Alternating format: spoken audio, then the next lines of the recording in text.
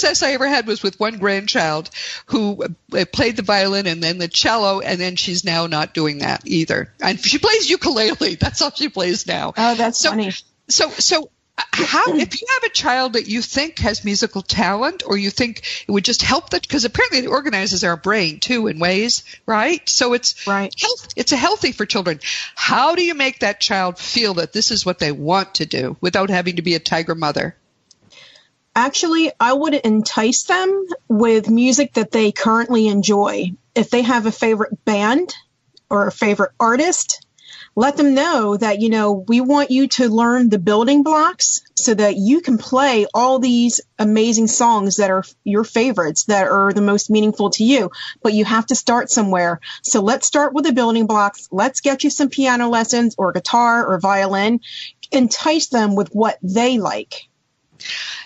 Entice them with what they like, but you're also saying give them a goal. The goal isn't to practice this piece for next week's lesson. The goal is, I want the power to be able to play music on my own. I want the power maybe to perform, or even to perform for the family. I mean, my mother-in-law, who lived with us for the last 7 or 8 years of her life, and she died in her mid-90s, was an expert piano player.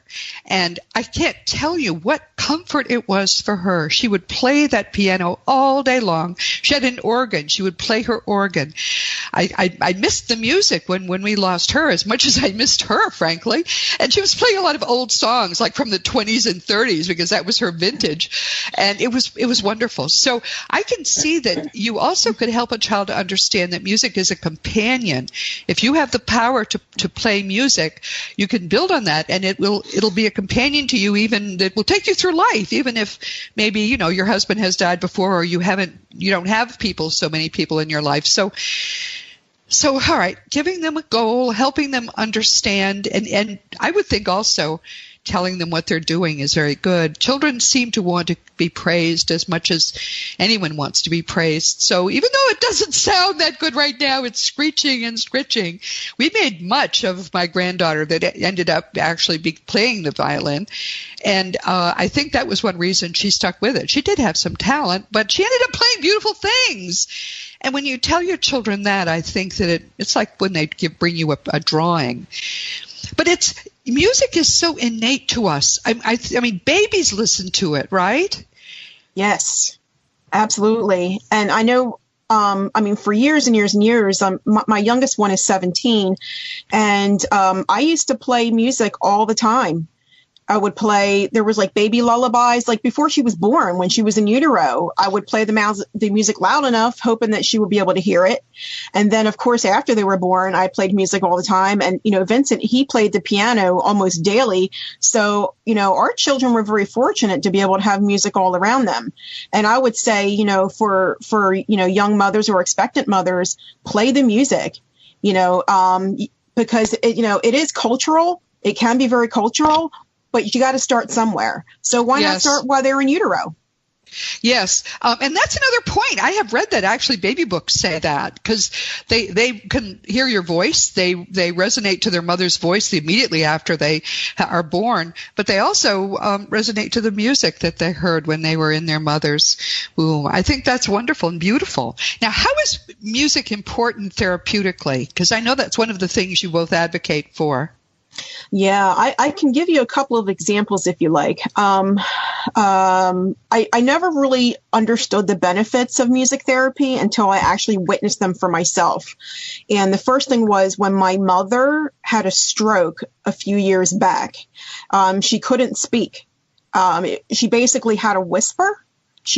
Her vocal cords could not really push out what she needed to be able to speak normally like she had prior to the stroke. And so, and when she actually had her stroke, they didn't even realize that she had one, even though I believed that she had had a stroke. So I went home that night, did research, believing that it was a stroke, went into the hospital the next day, gave them all the reasons why I believed it was a stroke, and had her tested. And sure enough, she had a stroke. So what I did was Yeah. So I did my own little research because they did not have a music therapy program there at the hospital. So I did my own little research on the internet. I love Google. It's my best friend these days. Yeah, many of us feel that way. Yes, that's right. Mm-hmm. And I did, the research, and I thought, let me do my own little form of music therapy, although it's not legitimate as, people in the medical field would call it. But I started by playing music that was familiar to her. Then I started playing music that I played when I was a teenager, and she probably couldn't stand because I had it all the way up, the volume up. Right. But it was because I also wanted to help her retain memory, because when she had her stroke, she also lost a lot of memory. Yeah. So I was using it, for her familiarity of music, to her, of music to me. And then I played a variety of different styles of music, and this was all from my smartphone. And when she was sleeping, I would play classical music or new age music very low, but so that she would have the flow of this beautiful music. And then one day, when she was sleeping and I was playing this music, the physical therapist came in the room and he saw what I was doing, and he actually had a tear in his eye, and he says, "Oh my goodness." He says, "Do you know how much I wish that people would research the benefit of music for stroke patients?" Wow. And wow. I have goosebumps right now just, reminiscing about it. Yes. And he says, "Keep doing what you're doing, whatever it is, it can't be wrong." And he says it can, excuse me, he said it can only benefit your mother. It can't hurt her in any way. So that's what I did. And I was able to help my mom come out of, because she was in a sleep state an awful lot, and they wanted to pull her out of that, because if she continued that way, she just would have went downhill. But with the music, we used it also with her physical therapy to help her to be able to, move, give her the energy to want to move a little more so that she could start to learn to walk again. So it was amazing. That was my first personal experience with music therapy. Now, did she really improve as a result? Absolutely.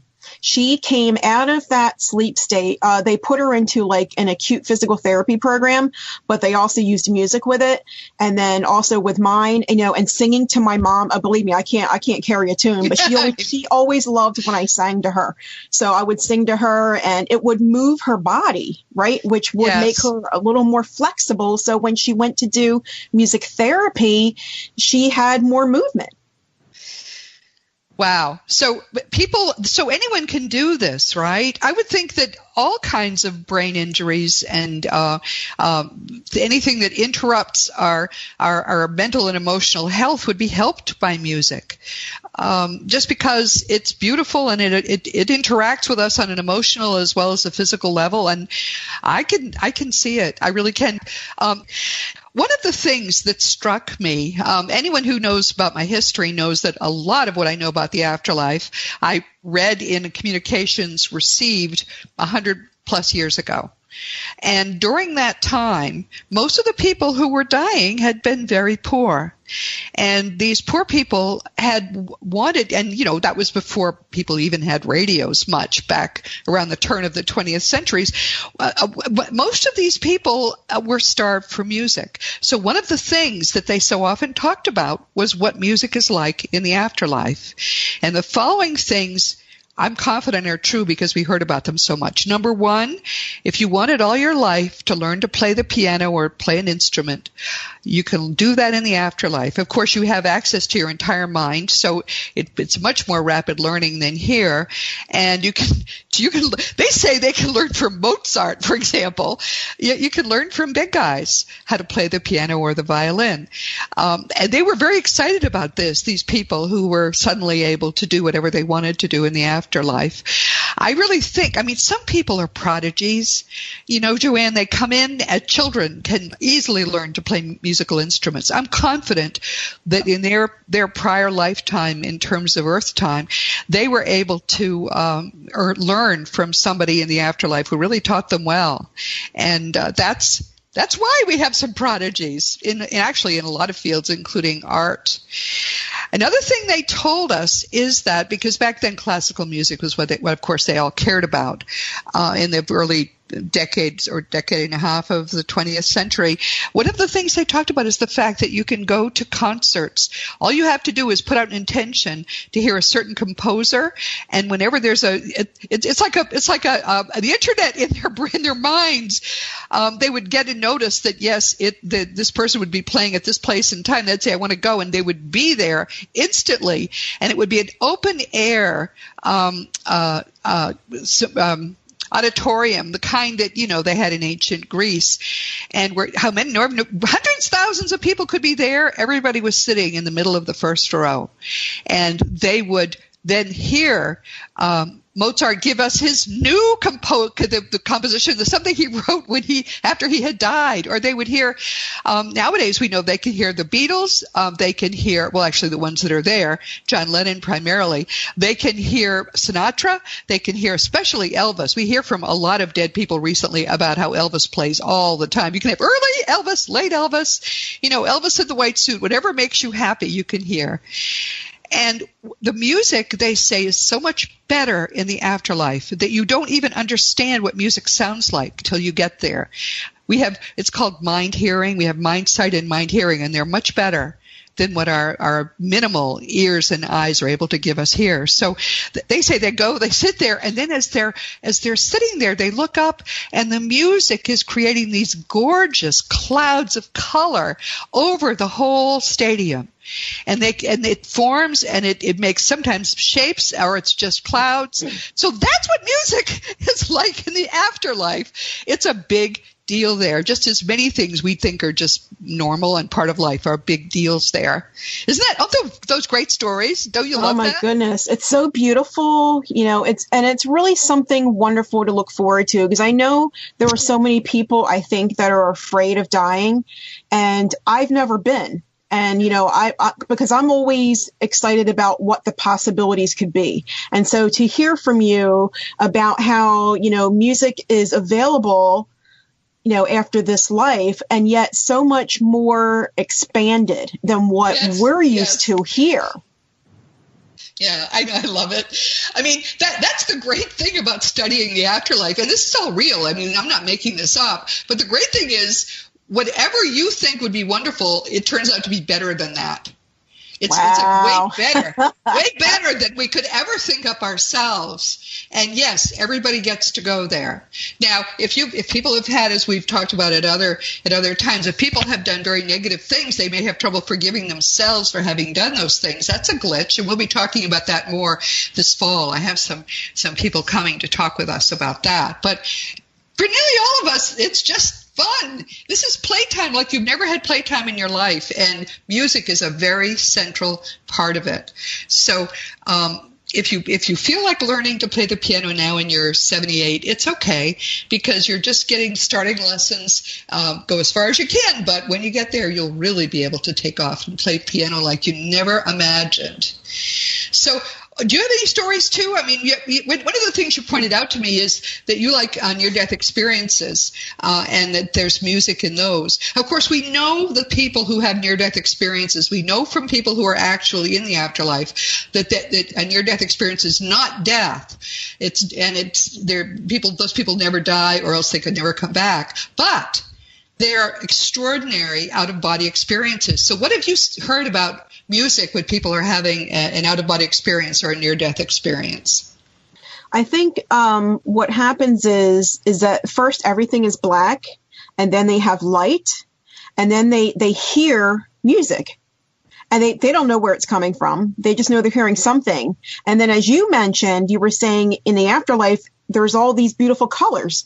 Yes. So this is what I've heard, is that they will start to hear music. It'll start out ever so faint, like it's a million miles away, right? And then it's almost like the music gets closer and closer and closer to them, and they hear it. And as they're hearing it, they're actually seeing color, and they're seeing colors that they're not even used to seeing with the human eye. It's supposed to be so much more vibrant. Yes, but also it's different colors, because there's a visible light spectrum, and when we are doing mind sight, where we're not limited by the visible light spectrum. So they say we got colors here you cannot imagine because they don't appear on Earth, which I think is a neat story. Yeah.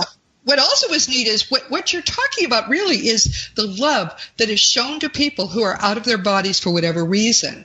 Now, many people are close to death or they're in a threatening situation, and the comfort that's offered to them in a near-death experience is really, really extraordinary. What else have you heard? I mean,